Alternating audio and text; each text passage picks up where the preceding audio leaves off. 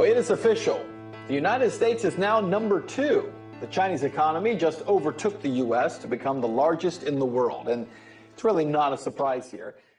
Good evening, friends. We start tonight with jobs and the economy and just how it plays into this political season. All the candidates are wishing that it's going to be a lot better. In fact, the remaining candidates on both sides are touting a better economy and painting a brighter future for the middle class in this country.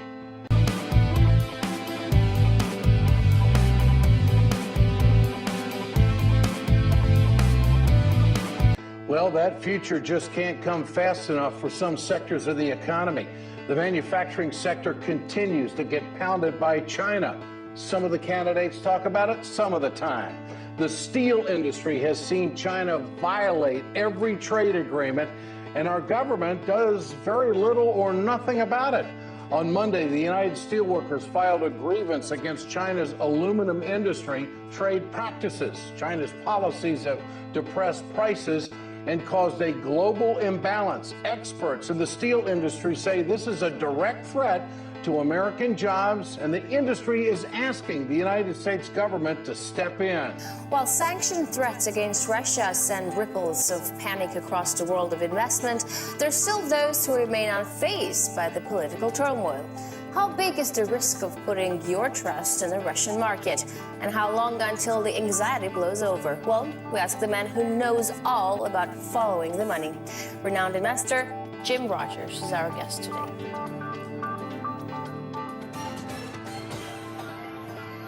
With the West pushing Russia further away, Moscow securing a historic pivot to Asia. Having signed hundreds of billions of dollars worth of deals, Russia and China are closer than ever before. Should the West be worried? Did it fail in its proclaimed mission of isolating Russia? And are all the sanction threats just undermining trust in the dollar? In Chicago, Chinese and American business leaders have wrapped up the first day of the annual Joint Commission on Commerce and Trade. For the first time in 25 years, hundreds of representatives from both countries were invited. Hi, Michelle. Well, it has been a very busy day here in Chicago for the private sector. Those 100 representatives just representing the private sector alone, they have had discussions on coordinating food safety, increasing investment on both sides of the Pacific, increasing travel and tourism between the nations. And we are also getting new details on an agreement reached between 8 Chinese cities, including Shanghai and Beijing, and the city of Chicago. They will increase trade for small and medium-sized businesses. Here's China's vice premier announcing the agreement Wednesday. I'm happy to learn that 8 cities will build a small and medium-sized business service mechanism together with Chicago, and the Chinese Consular General will appoint a special official to be responsible for connecting the businesses between the two sides.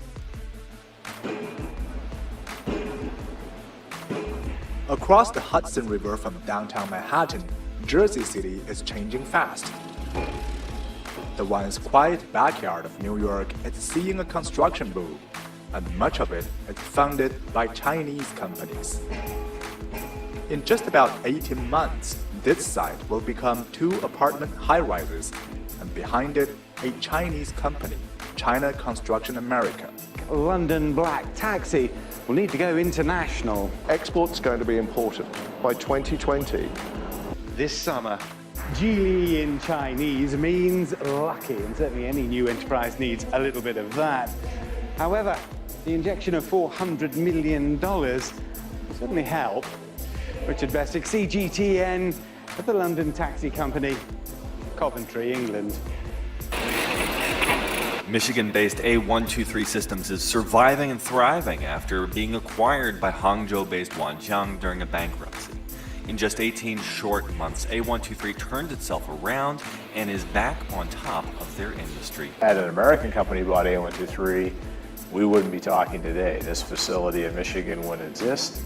The jobs that are here would have been gone, and that American company would have just used A123's IP. They had no intention of running the business.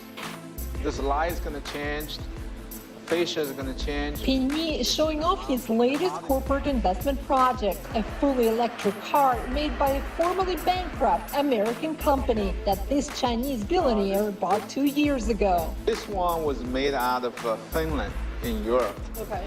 But we brought the production back to the United States. Now, Karma Automotive cars are made in California, and the number of U.S. employees has gone up from 22 to almost 1,000 as part of this growing conglomerate Wanchang America. Forest City is a small town near the Mississippi River, where the Chinese textile giant Shandong Ruyi is planning a $410 million investment to spin yarn at a factory where local workers once built Japanese televisions. Mayor Larry Bryant says the company is already working on training programs at the local community college. Armed with their SA-80s, sharpshooters and sniper rifles, B Company 3 rifles lead the attack.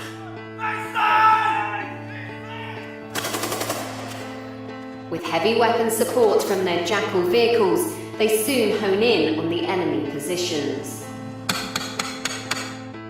President Donald Trump's Bastille Day-inspired grand military parade will have to wait, announcing on Twitter the local politicians who run Washington, D.C. poorly know a windfall when they see it. When asked to give us a price for holding a great celebratory military parade, they wanted a number so ridiculously high that I canceled it. The commander-in-chief today called a halt to his plans for a Veterans Day military parade this year, saying the now $92 million price tag is ridiculously high. A nuclear-capable Russian bomber was intercepted by U.S. jets off the coast of Alaska. We will remember their faces, their voices, their stories, their courage, and their love. And we will remember that free people are never at the mercy of evil, because our destiny is always in our hands. This is a Fox News alert just in now. Pentagon officials say U.S. warplanes intercepted a pair of nuclear-capable Russian bombers yesterday as they flew near Alaska. The North American Aerospace Defense Command says the Russian formation never entered U.S. or Russian airspace in that area. It's the second time this month. Well, discussions for a new NAFTA deal have officially stopped for the weekend, and U.S. President Donald Trump is hinting that he may be losing patience with the process. Laura McQuillan has more on this story. Arthi, it's the weekend, but no let up from Donald Trump. The pressure on Canada to get a NAFTA deal.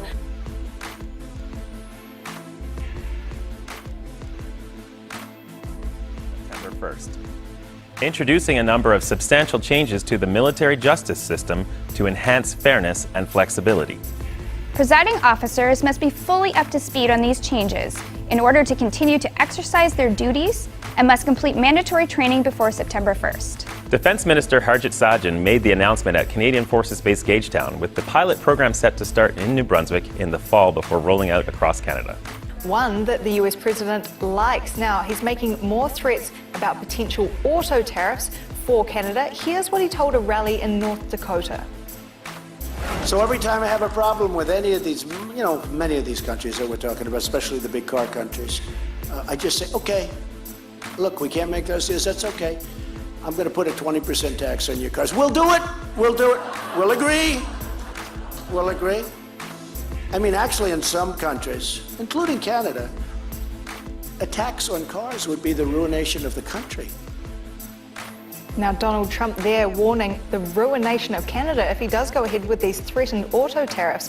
Now, he's getting some criticism for being too aggressive, too blunt with that rhetoric as the negotiations continue. But on the other side, Canada's getting some flack for playing its cards too close to its chest. We've seen the Foreign Affairs Minister, Chrystia Freeland, repeatedly saying she's not going to negotiate this in public.